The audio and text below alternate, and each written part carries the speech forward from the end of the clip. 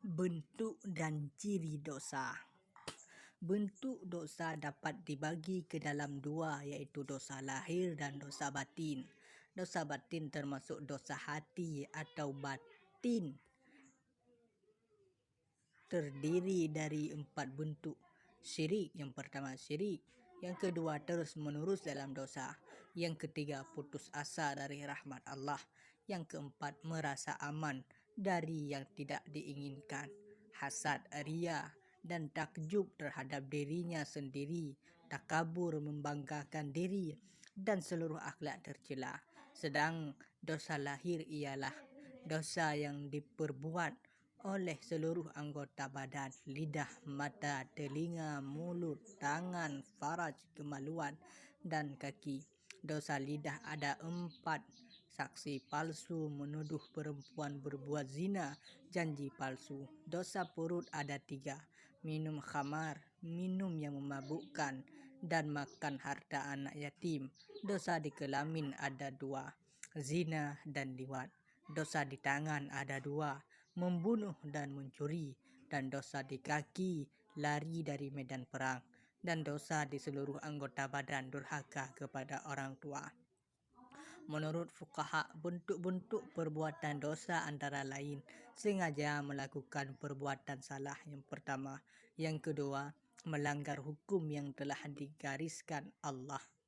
Yang ketiga, melanggar hak-hak Allah dan hak-hak manusia. Yang keempat, menyiksa diri sendiri, jiwa dan raga. Yang kelima, melakukan kesalahan berulang-ulang.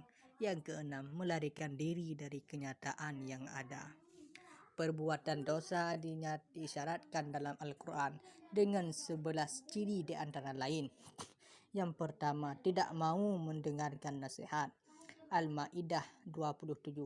Yang kedua, patuh kepada bisikan hawa nafsu. Al-Ma'idah 30. Yang ketiga, tidak memperdulikan larangan Tuhan. Al-Jasiyah 7. Yang keempat, suka berdusta. An-Nisa 20:112. Yang kelima, suka bermusuhan.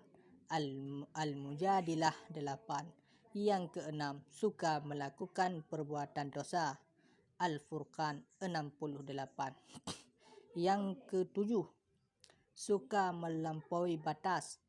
Al-Qalam 12. Yang kedelapan, enggan berbuat baik. Al-Qalam 12. Yang kesembilan, suka berkhianat. An-Nisa 107. Yang kesepuluh,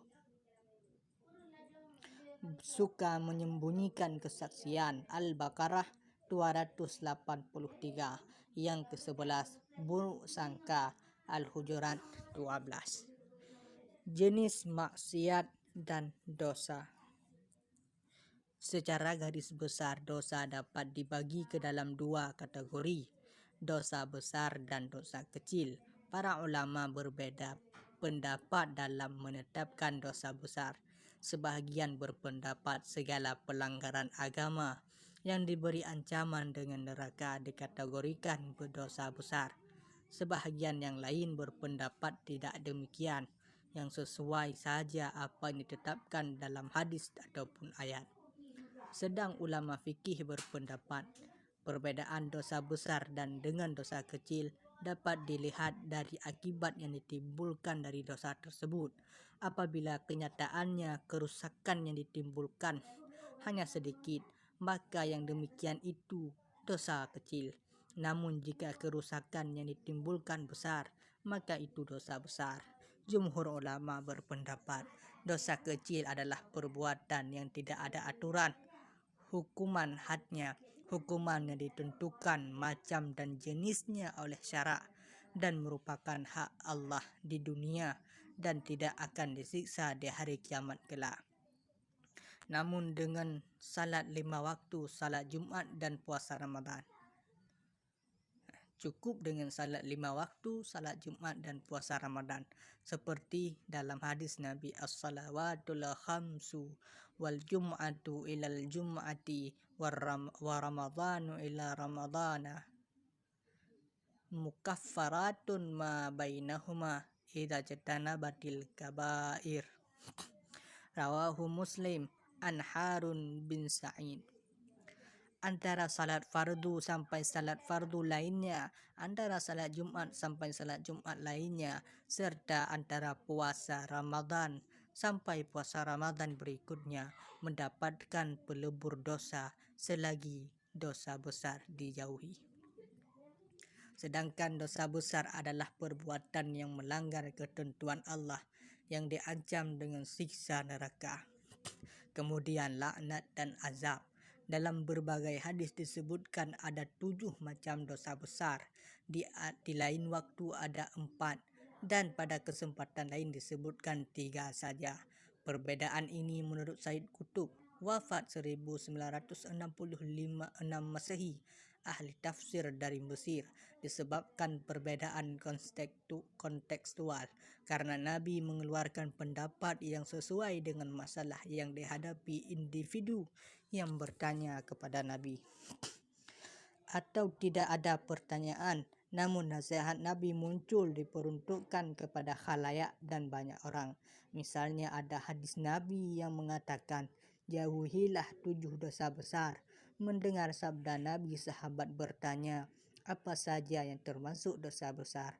Kemudian Nabi menyebutkannya, syirik menyekutukan Allah, membunuh jiwa yang diharamkan Allah kecuali dengan alasan yang benar, memakan riba, memakan harta anak yatim, berpaling dari peperangan, menuduh berbuat zina wanita yang sudah kawin, sedang mereka beriman dan terhormat. Riwayat Al-Bukhari. Di kesempatan lain Nabi bersabda, ingatlah aku akan memberitahu kepada kalian tentang dosa-dosa yang terbesar, yaitu syirik dan durhaka kepada kedua orang tua. Kemudian Nabi duduk dan meneruskan lagi sabdanya, juga berdusta, berkata dusta, dan kesaksian palsu. Riwayat Al-Bukhari dan Muslim. Hadis-hadis ini dipahami oleh para sahabat dan ulama salaf bahwa dosa besar itu tidak hanya dibatasi 7, tetapi lebih banyak. Seperti Ibnu Abbas berpendapat bahwa dosa besar itu mendekati 70 perbuatan dosa, bahkan dalam riwayat lain mendekati 700 dosa. Lebih jauh, Ibnu Abbas mengatakan bahwa tidak ada dosa besar apabila diikuti dengan istighfar, diikuti permohonan ampun kepada Allah. Namun dosa kecil yang berkelanjutan akan terus-menerus dilakukan bisa menjadi dosa besar.